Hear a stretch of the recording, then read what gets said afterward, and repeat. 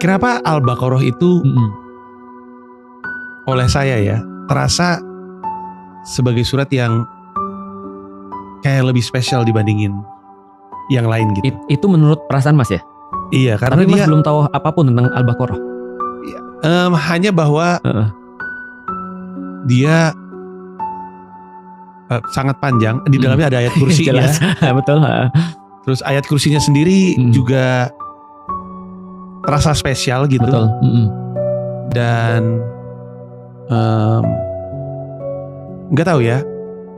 Saya tadi kan cerita ada buku yang isinya tuh soal penjelasan terkait ayat gitu, konteks terhadap setiap ayat itu. Betul. Lebih istilah kontennya ya, lebih engaging gitu. Kenapa ya itu ya? Oke. Dan dikaitkan dengan Al-Baqarah ya. Iya. Di dalam Al-Quran ketika di awal-awal Allah sudah sampaikan bahwa buku ini akan bermanfaat atau tidak bermanfaat bagi 3 orang. Yang pertama adalah jenis orang yang Allah katakan beriman pada Allah. Itu adalah beriman pada Allah, itu yang paling banyak dapat manfaat. Yang kedua, yang tidak ada gunanya bagi orang-orang yang menutup dirinya, kafir. Kafir artinya adalah want to cover. Aku berprasangka kuat kata cover dalam bahasa Inggris itu berasal dari kata kafaro, artinya menutup. Jadi the one who cover himself. Jadi artinya orang-orang yang kafir adalah yang menutupi dirinya daripada kebenaran, sehingga kebenaran itu gak berguna bagi mereka. Karena Allah gambarkan hidayah atau Al-Quran itu seperti cahaya juga.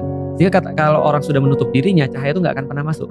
Yang ketiga, orang yang seperti orang munafik, yaitu adalah orang yang menjadikan apa yang dia dapat Al-Quran itu berguna bagi orang yang lain, tapi gak berguna bagi dirinya sendiri. Wow. Nah ini adalah tipe orang yang ketiga. Nah Allah kasih tahu nih, dan yang paling banyak orang beriman itu diceritakan 5 ayat di dalam surat Al-Baqarah. Orang kafir diceritakan 2 ayat di dalam surat Al-Baqarah. Orang munafik itu sekitar mungkin 13 atau 12 ayat. Berarti yang paling banyak di muka bumi ini adalah orang munafik ini. Gila. Nah, itu sudah disampaikan di dalam Al-Quran tuh. Nah berarti hidayah juga sama. Kenapa sih satu hal itu merasa lebih bagus pada kita dibanding yang lain? Satu jawabannya Mas, relate. Itu yang orang gak ada ketika orang baca Quran. Orang baca Quran bukan untuk relate pada dirinya, malah untuk relate pada orang lain. Orang baca Quran untuk apa? Untuk menghukumi orang.